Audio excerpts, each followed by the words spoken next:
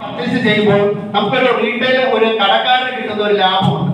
ആ ലാഭം നമ്മുടെ അക്കൗണ്ടിലോട്ട് വരും. അതുപോലെ നമ്മൾ എടുക്കുന്ന ഈ സ്റ്റോറിൽ നിന്ന് വീണ്ടും പാർട്ണർ സ്റ്റോറുകൾ നമ്മൾ കൊടുക്കുമ്പോൾ അവർ വാങ്ങുമ്പോഴും അതിന്റെ റീറ്റെയിൽ പ്രോഫിറ്റും നമ്മുടെ അക്കൗണ്ടിൽ വരും. അതാണ് നമുക്ക് റീറ്റെയിൽ പ്രോഫിറ്റ് കൊണ്ട് നമ്മൾ ഉദ്ദേശിക്കുന്നത്.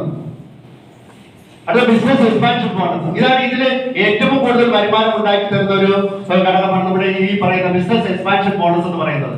നമ്മളൊരു പാർട്ണർ സ്റ്റോർ സ്വന്തമാക്കി.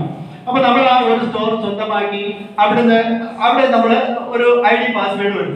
അപ്പൊ നമ്മൾ അതിന്റെ നമ്മളിപ്പോ ഒരു നല്ല കാര്യം ഏതൊരു നല്ല കാര്യം കിട്ടിയാലും നമ്മൾ എന്ത് ചെയ്യും? അത് നമ്മൾ ആരെങ്കിലും ഒക്കെ ആയിട്ട് ഷെയർ ചെയ്യും അല്ലേ?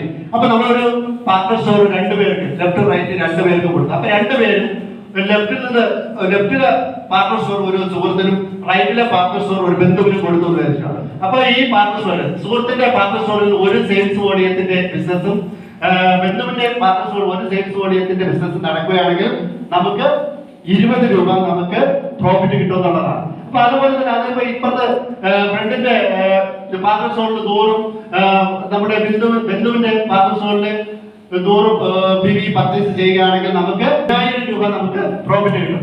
പക്ഷെ നമുക്ക് ഒരു കാര്യം എപ്പോഴും ബിസിനസ്